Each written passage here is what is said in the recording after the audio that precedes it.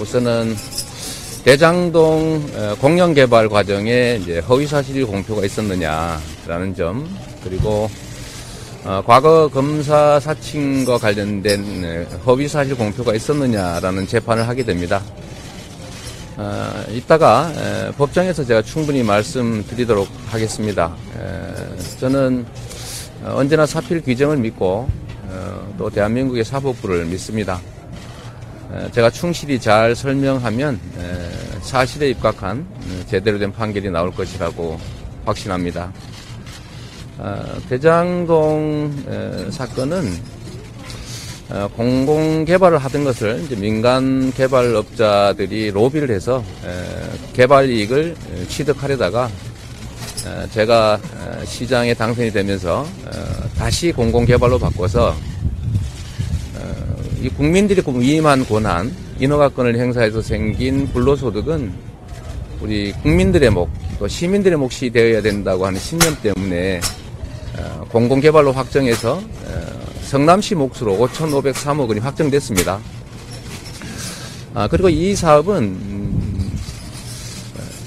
개발을 하고 난 다음에 이익을 나누는 것이 아니고, 개발하고 난 다음에 이익을 나누는 방식으로 하게 되면 부정부패가 발생하고 다툼이 발생합니다. 그래서 제가 사전에 5,503억 원을, 그 상당액을 성남시 몫으로 미리 확정했습니다. 그래서 그 5,503억 원으로 첫째는 이 앞에 보이는 1공단 부지를 공원화하는 사업에 쓰도록 확정을 했고, 두 번째로는 사업지구 인근에 기반시설 확보에 쓰도록 했습니다. 그게 약 920억 원으로 추정됐습니다. 그리고 그것만 가지고도 안 되기 때문에 임대 아파트 부지 1,822억 원 상당을 사전에 확정했습니다. 이런 점들을 나중에 분쟁이 발생하면 안 되기 때문에 미리 주주협약서, 또 사업협약서, 또 이행각서 이런 것들로 확보를 하고, 소송으로 다툴 경우도 대비해서 미리 제소하지 않는다는 확약서까지 받아뒀습니다. 그리고 이런 내용들을 사업 인가 조건에 명백하게 표시를 했기 때문에 이건 결코 어길 수가 없게 되는 것이죠. 그리고 이 작년 6월 선거 당시에는 이 사업이 상당 정도 이미 진척이 됐고, 이미 토지가 다 분양된 상태라 성공 확률 100%였습니다. 그리고 1,822억 원도 현금으로 받게 될 경우에는 최우선 배당 받게 돼 있었는데, 당시 기준으로 약 4천억 가까운 이익이 계산되었기 때문에 이 5,503억 원 상당의 성남시 이익을 확보하는 것은 사실상 확정됐었다라는 겁니다. 그리고 이행을 안 할 수도 없습니다. 인가 조건으로 공법상 채권 채무를 확정해 두었고, 또 민사적으로 약정을 구제소 특약까지 받아놨기 때문에 절대로 어길 수가 없게 만들어 뒀습니다. 그래서 성남시의 이익은 5,503억 원이 확보됐고, 또 이것이 성공이 거의 90% 100% 이미 확정된 상태였기 때문에 제가 민간으로부터 공공 영역으로 이익을 환수했다. 다시 민간이 이 이익을 갖지는 못한다. 이런 표현을 한 겁니다. 그리고 그 5,503억 원의 내역이 뭐냐.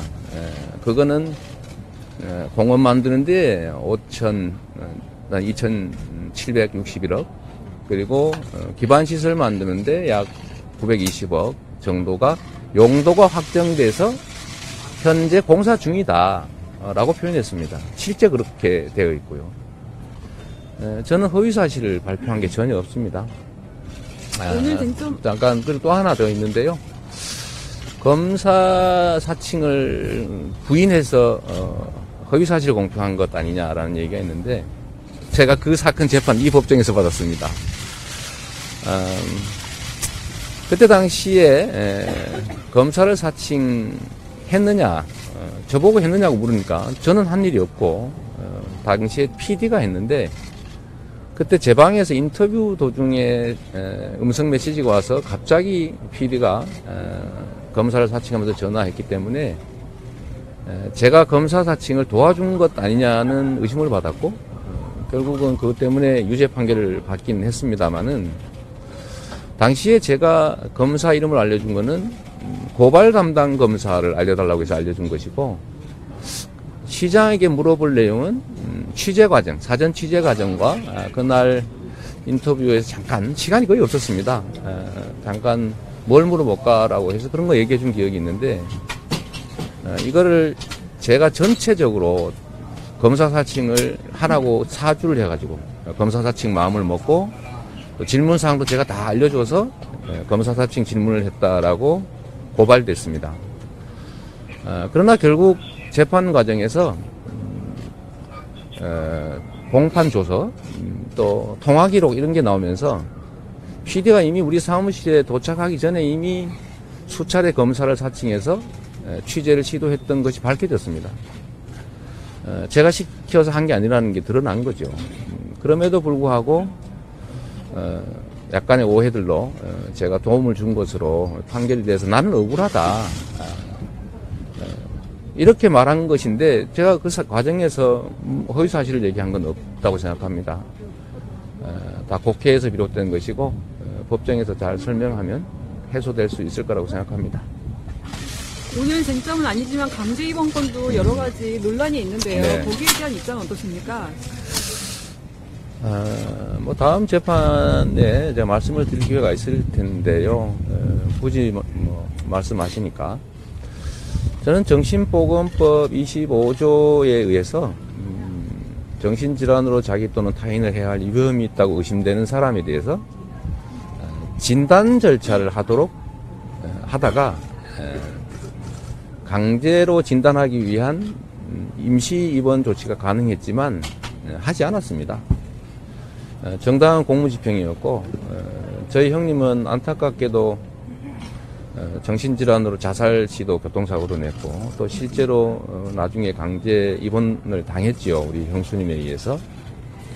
그리고 그 2012년 사건 이전에 이미 2002년부터 조울증약 투약도 받으시고 치료도 했고 우리 가족들이나 주변 사람들은 정신질환으로 위험한 행위를 할 가능성이 높다고 다들 봤습니다.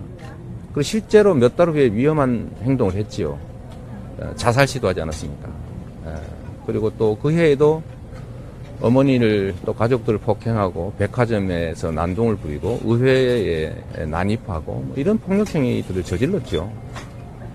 그렇기 때문에 저는 당시에 공무원들이나 또 공무원들에게 이 진단을 검토하는 과정을 보고받고 뭐 한 것들이 저는 전혀 불법이라고 생각하지 않고 정당한 직무집행이었다고 생각합니다. 그런데 토론회 과정에서 정신병원에 입원시켰지요 이렇게 물어보니까 그건 형수님이 하신 일이고 나는 진단을 하다가 중단했다. 진단 절차를 밟았던 것이다 라는 점을 얘기했습니다. 이게 과연 허위사실이라고 할 수 있을지도 뭐 현명한 판단을 기대하고 있습니다. 네, 결과는 또 하늘에 맡겨야지. 네, 고맙습니다. 정의는 승리할 것입니다. 정의는 완전 승리할 것입니다. 파이팅입니다. 이재명입니다. 이재명입니다.